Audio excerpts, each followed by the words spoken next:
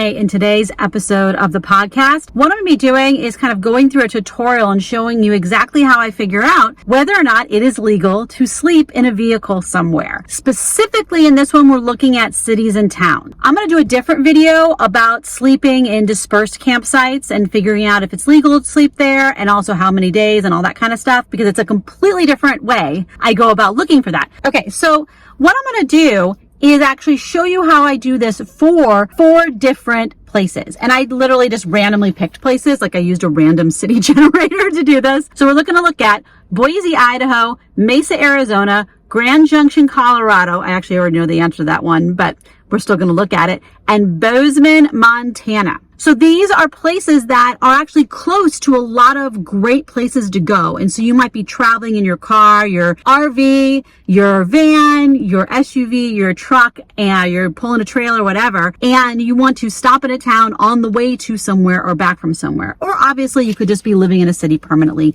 because you work there or that's where you lived in the first place. Or you're moving to a place to visit friends, whatever. So the first step is I look in iOverlander. I'm not saying iOverlander gives you the answer or gives you the legal answer. It actually doesn't contain legal type of information. What iOverlander does, if you haven't used it before, is it is people's on the ground reports of what happened when they try to sleep somewhere. And also other things. It has things about how to find where you can find water and where you can dump your tanks, all that kind of stuff. But I'm specifically going to be looking for sleeping places. So what I did was I'm using the website iOverlander. You can do this on the app too, but I actually find the website is good for these kinds of purposes because I can go to all kinds of different cities and move things around a little bit easier. And also I'm recording it for you all. Oh, by the way, for those of you who are listening to the audio podcast, I also recorded this as a video podcast, and there I do a screen capture of what I'm doing. So you could go to YouTube and check that out on the Elizabeth Off Grid channel. Okay, so let's look at iOverlander. So the first thing we're going to do is put in the place types. I already selected this. There's a pull down menu because otherwise it's going to tell you everything from where there are laundromats, where there are showers, where there's water. We don't need that for this. Okay. What we're looking for is established campgrounds, informal campsites. Actually, we can take off established campgrounds. We're going to look for informal campsites, wild camping, and overnight prohibited. Okay. Those 3 things are going to be what we're going to look at for these purposes. And what we're looking for is people who were trying to sleep somewhere. Did they get in trouble, and who they got in trouble with? Did they get in trouble with security, or did they get in trouble with the cops? Okay. And the cops could be local city police, could be the sheriff, whatever. Could also be National Park Service or somebody if they accidentally were parking on land that belonged to the federal government. And typically I'm looking for, can you sleep in the parking lot of a Walmart or a Home Depot or whatever? Can you sleep on the side of the road? Those are the kind of things that we're looking for. Can you sleep in some pullout somewhere? That kind of stuff. All right, so let's go find Boise. I'm going to go up here. All right, and now it has red, which means there's a whole lot of reports from Boise, Idaho. I'm going to zoom in, and the whole point here is to just figure out what has happened to people who were doing this. Boots on the ground, tires on the ground, whatever, and see, does anyone report you can't do it? All right. So here is street camping near park. And then I'm actually going to click on motor details and open up into a new tab. Nice business district. Has anybody said it's a problem? We've stayed here multiple times. Be discreet. We've stayed here multiple times.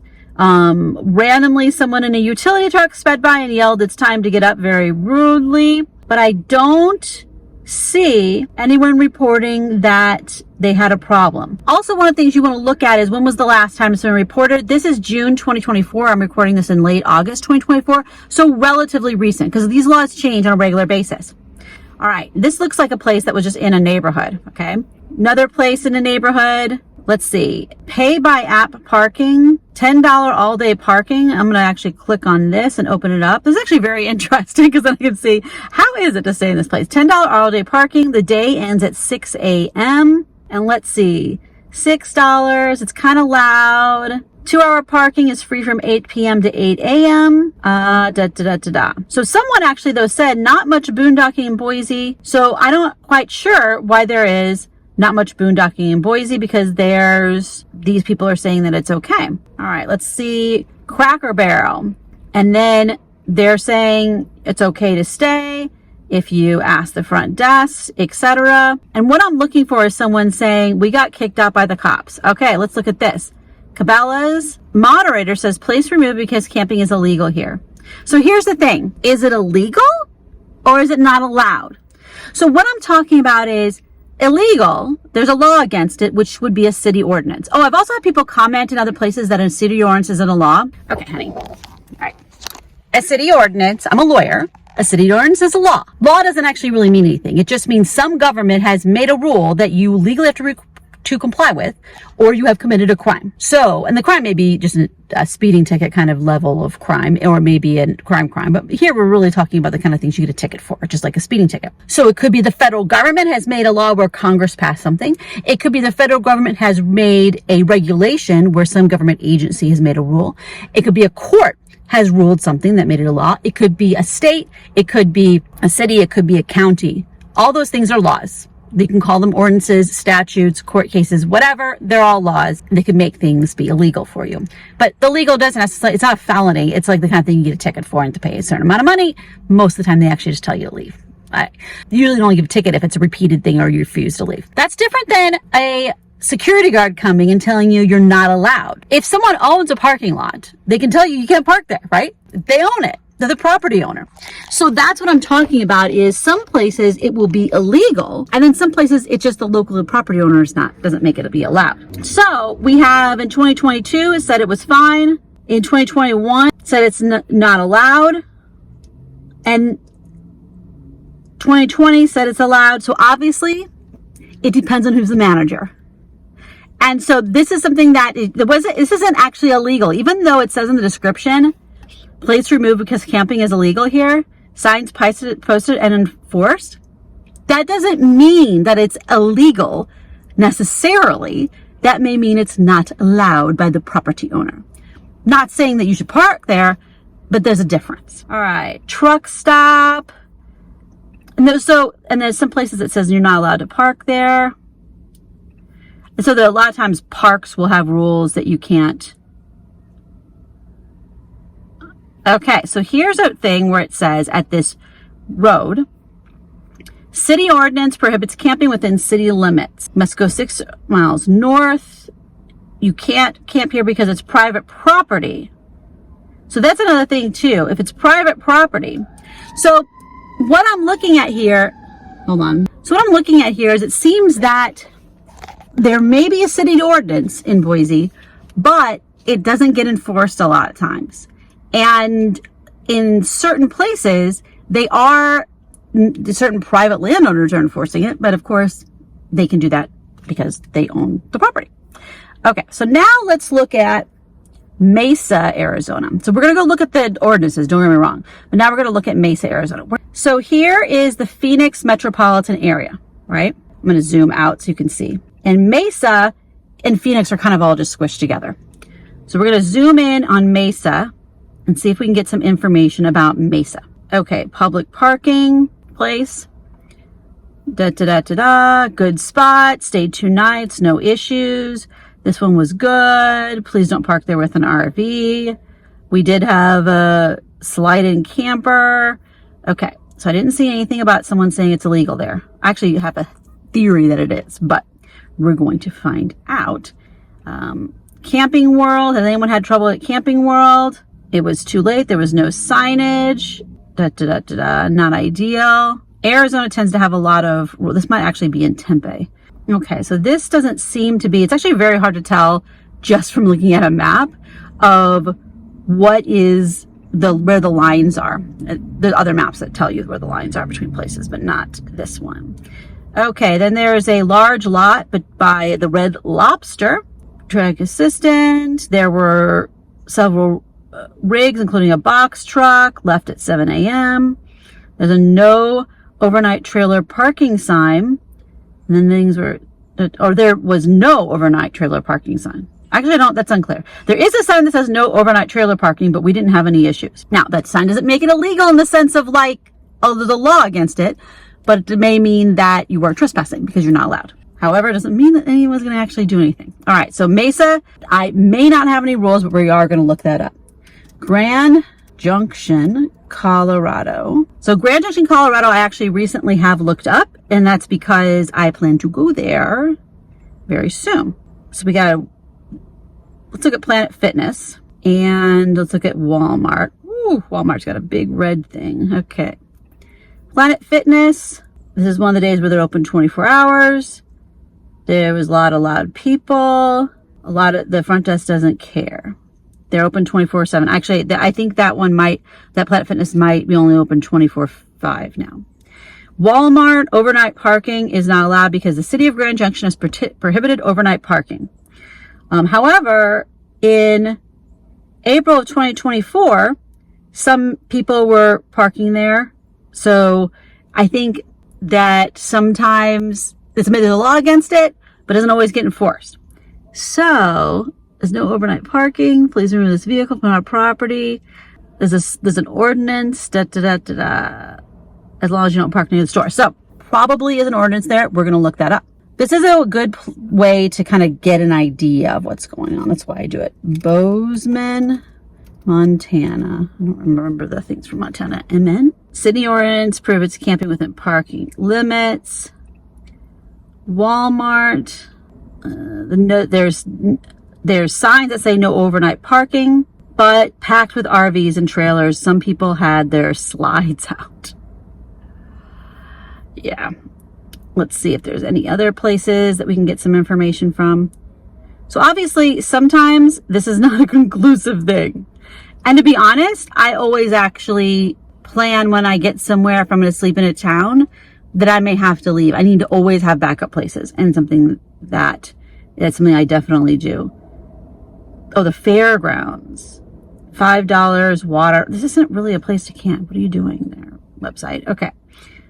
Street parking. Let's check this out. It is, whoops, let me zoom. Extremely run down, did not feel safe, but someone obviously slept there. At least one person slept there. One of the many collections of campers, very run down. Collections of RVs around budget hotels.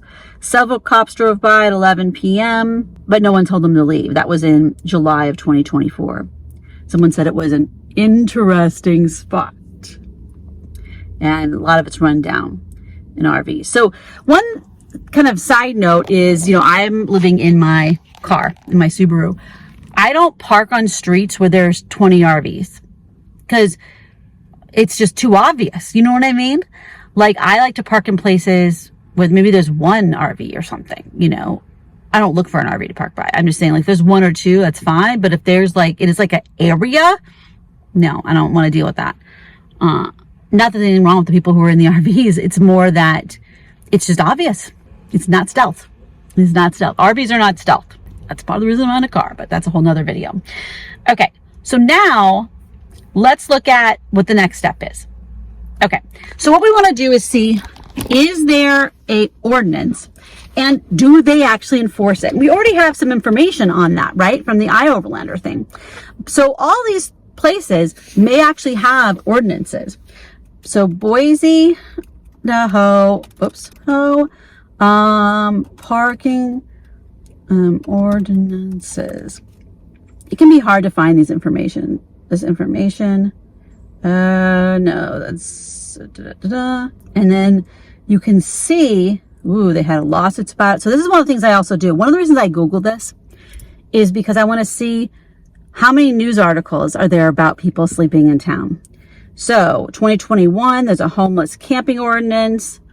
There was a lawsuit that they had to settle of $1.3 million in homeless camping case. Now, the homeless camping rules may not apply to you sleeping in a car. They may be really geared towards people sleeping in tents or just in public, on public property. And while a street is public property, it is a different dynamic than someone literally sleeping in a tent on the sidewalk, right? Obviously not stealth. But is this a big issue in the town such that they are very obviously trying to enforce these things, especially now after the Grants Pass case, right? So let's see what their rule says. Now, this may not be updated, but I just want to get an idea. Camping in public places. Okay. Boise code. Prohibitions. It shall be unlawful for any person to use a street, sidewalk, park, or public place as a camping place at any time, or cause or permit any vehicle to remain in any of these said places for the detriment of public travel, or cause any livestock, blah, blah, blah. The word camp or camping shall mean the use of public property as temporary or permanent place of dwelling, lodging, or residence, or as living accommodation at any time between sunrise and sunset. Indicia of camping may include storage of personal belongings, tents, cooking activities, in combination of preparing to sleep. And then they talk about shelter and all that kind of stuff. So it seems like their law is really about obstructing the street or something that's obviously camping. And so Boise seems to be really focusing on the camping looking aspects of things. And then they talk about shelter being available and all that kind of stuff. Now, they could also have, one of the things is parking. I always look under parking regulations and see if they're extended parking prohibited. Okay.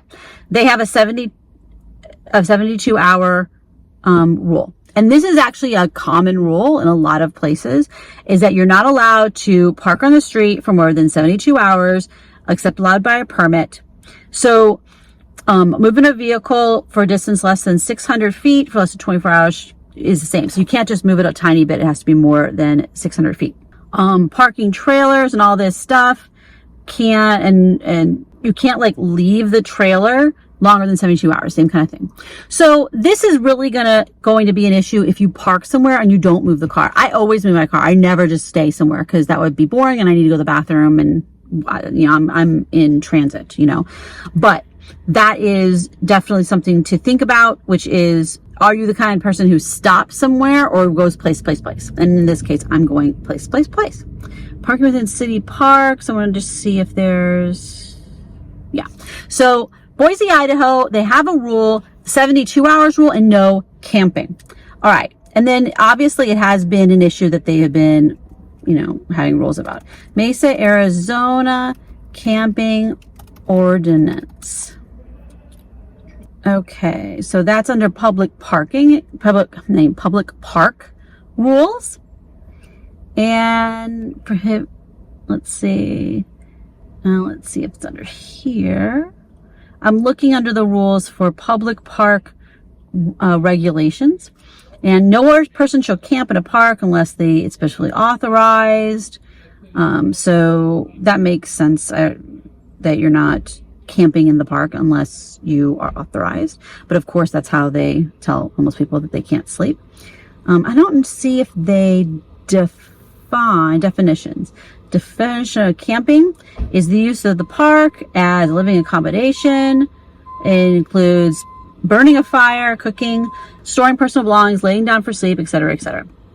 I mean, this is the thing that is kind of funny and terrible, is that they say the use of a park as a temporary living accommodation, which includes carrying on cooking activities. Well, obviously, people are going to parks and they're barbecuing. People are going to parks and laying down a blanket and taking a nap. What this is it gives the discretion to the police officer whether or not the person is doing camping. It makes it very, very squishy on whether or not they are going to enforce it, because technically you are actually violating the rule. Are they actually enforcing that? I highly doubt it if you're just laying down on a blanket and take a nap and you don't look homeless, right? All right. The other issue is going to be about parking, which might be under the same section, which is about police stuff. Parking. Can we give me some parking? Public ways and property. Every city organizes their laws in a different way. Okay. Traffic, parking meters, traffic, speed limits, parking lots and garages, off-street parking areas repealed. Penalty of private parking areas, zoning. Okay, this is not helping me with this.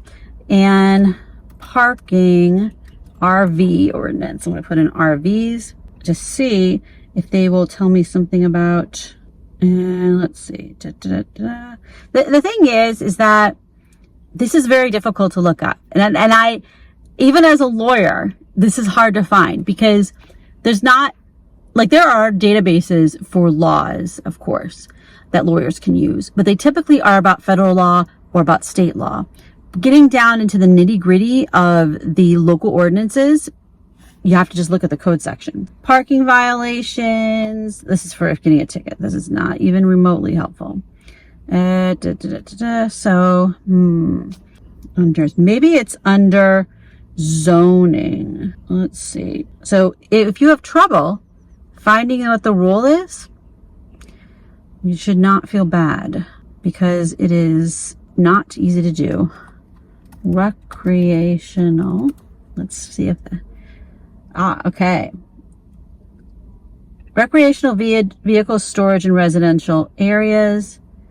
Recreational storage lots.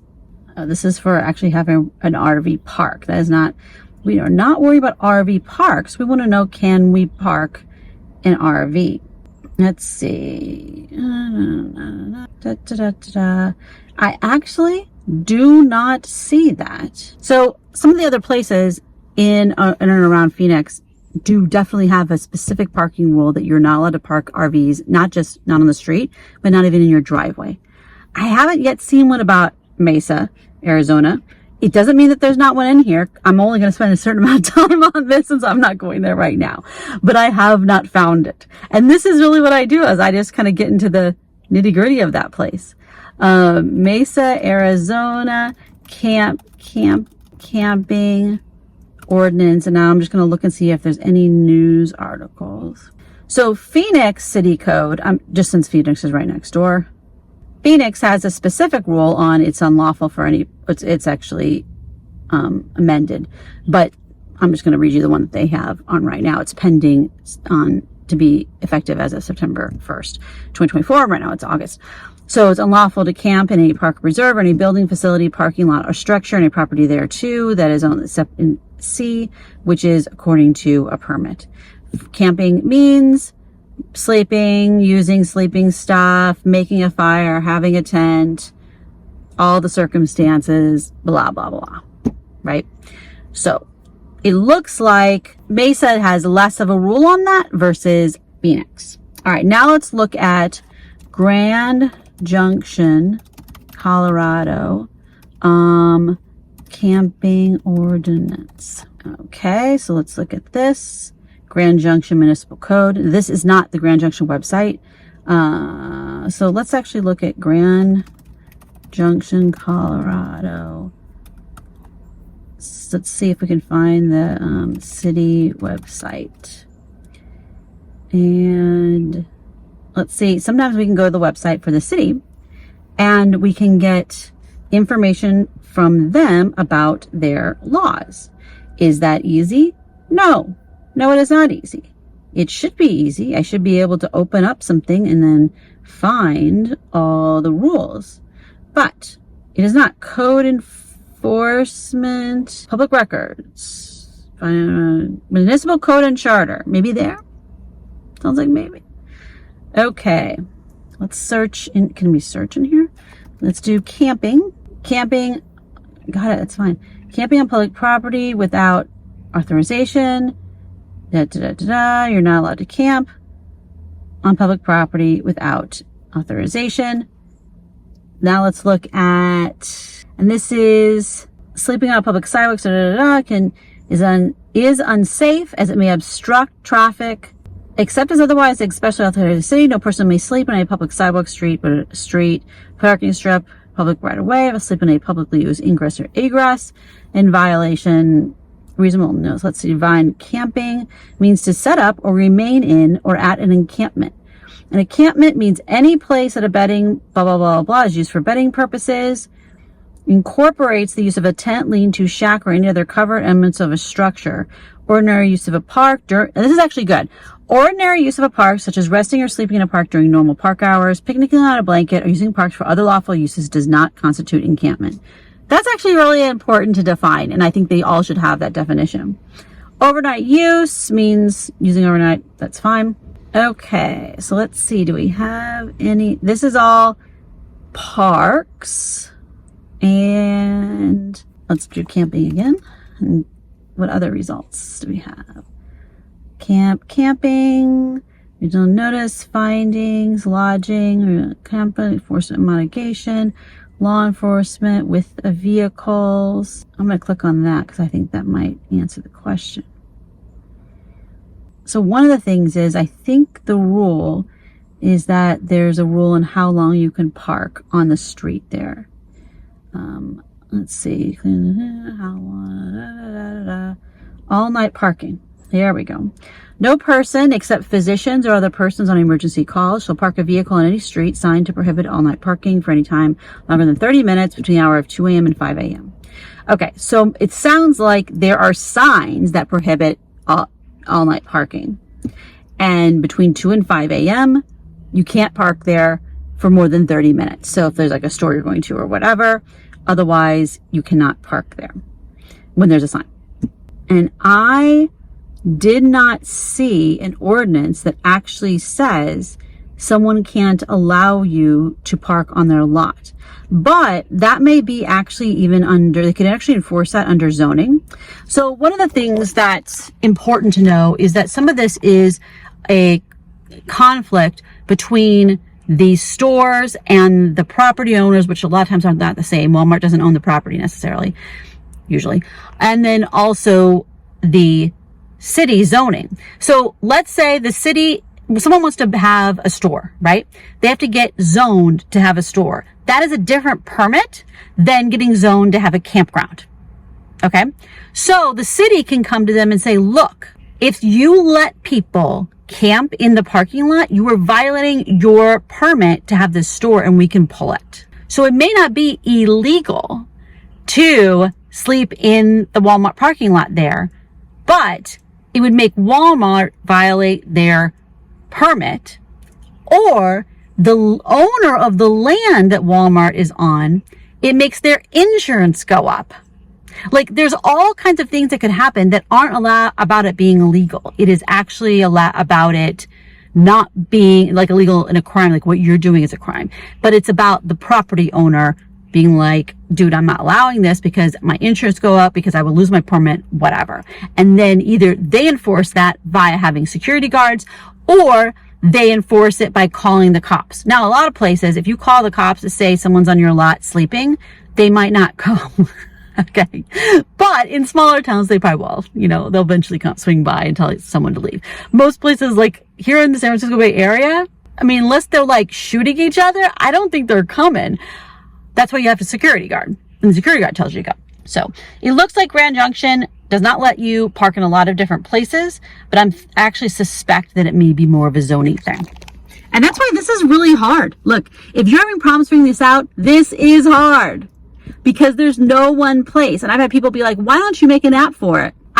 To be honest, I think that is actually not realistic because laws change all the time and they're actually incredibly difficult to do. You cannot have AI find this. You cannot have a bot find this. You would have to have humans find it all, and they have to update it constantly. Like, that's just, I don't think that's very realistic. All right, let's look for Bozeman, Montana camping ordinance. All right, so there's an article that the city commission takes another look at urban camping ordinance. This is in August. This is after the grants pass. They banned people back in 2023 who banned people experiencing homelessness from camping in right of ways, except for in the situation where there's no open shelter space or other temporary housing. Now that we have grants pass, we can change the rules. And this is what I'm talking about. The rules are probably going to be different. They say that from the police department says 7% of their calls have been urban camping related. And then they also, like, it's not just people calling for camping. It's about theft, trafficking, fentanyl, you know, all the things that people talk about will call for, not because the person is homeless or living in their RV or whatever, but because there's an overlap of that activity sometimes. So they're looking at if the fines will be enough to generate compliance, and they are also want to split up people who are experiencing homelessness from people who are choosing a van life lifestyle. And a car, and are trying to save money by taking advantage of the city's comparatively lenient policies on the issue. And that's the thing, is I actually agree, even though I am one of those lifestyle people. I do not, like, I would be fine if they could figure out a way to make it legal for homeless people who are in that town and live there and have been living there versus someone like me who's just passing through. You know what? I can figure out something else. This ain't their problem to fix. So 68% of respondents, according to a city survey, think that it is not working what they're doing now. All right. So it looks like, you know, Bozeman has a rule, but the problem is that it didn't, the campers have 30 days to move out of an area instead of 5 days. The fines were $25. That's what the old one was. So they are, a lot of places are going to be changing these rules, which makes it even more difficult. So fundamentally, I actually use iOverlander more than anything else as my first cut. But then I get there and I see what's going on. So what do I actually do when I'm there? So what I actually do is I look at iOverlander, I see what all the different places are, and then when I get there, I look for signs. I do not sleep in a parking lot in a city where I have never been before if there are signs all over the place that say no camping or whatever. I'm not messing with that, okay? I don't want to be woken up at 2 o'clock in the morning by security or the cops or whatever, so I'm gonna avoid that, even if I see other campers.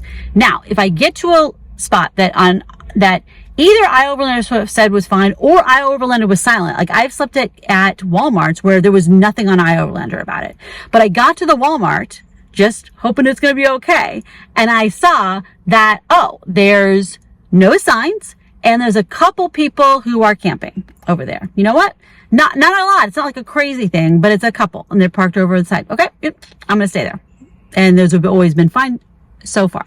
The only time I got a knock on my door from a cop, I was actually parked somewhere completely legally and they didn't tell me I had to leave. It was because the people behind me were sketchy and they wanted to see if I was with them. Now, when the cops left, those people were still there. So I sure as heck left. Because the cops think they're sketchy. I don't want to be around it either. So I left that time. And actually I parked in a parking lot that actually did have a sign, but it's local to where I usually am. And I actually knew that they never enforced it. And that's what I'm meaning is that there are so many places that have laws in the books that do not get enforced. There are so many places that don't have laws in the books, but there are signs, but they don't get enforced. There's so many places that have laws in the books and there are signs, but they only enforce it sometimes if the manager cares. Yeah. Sometimes they have a security guard and then they just don't have any because they don't want to spend the money on it. So these are decisions that have to be made on the fly. I have to get to a place and see. And that is why I don't show up to a new place super late, like needing to go to bed right then. Sometimes what I'll do is actually swing by at depends on the time of year, but I'll swing by when it's still light. And I'll swing by and see, is this place sketchy? Are there signs, etc. Then I'll leave, go do whatever else I was going to do in the evening, and then come back to sleep where I just come back and go to sleep. You know, depends on how big it is. I don't worry about loitering in a Walmart parking lot when it really comes down to it because there's so much in and out before it closes. But I need to get there early enough so I don't have to go find another place. You know, if I need to leave and drive a half hour to get to a rest stop or whatever my backup is, I don't want to be doing that at 10 o'clock at night. You know what I'm saying? So I wish there was a faster, easier, better answer on finding out whether it's legal to sleep somewhere. But as of right now, there isn't.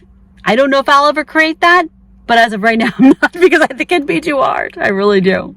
And since the laws change all the time, it's kind of just a gigantic project that I don't think is realistic for me to do. Now, next or the next after the next, I'm going to do a podcast where I'm going to look at dispersed camping. Dispersed camping, you can actually get an answer to, okay? And then I'm going to look at how do I find dispersed camping spots. And to be honest, I also do use iOverlander sometimes, but most of the dispersed camping spots I've slept at were not iOverlander spots because a lot of times the iOverlander spots are full of garbage, are full of human waste, and I want to avoid that, but it is a place for me to get some ideas. That's usually what I use iOverlander for, is ideas. All right, so stay in tune for that. That'll be in about a month. I will talk to y'all next time. Bye-bye.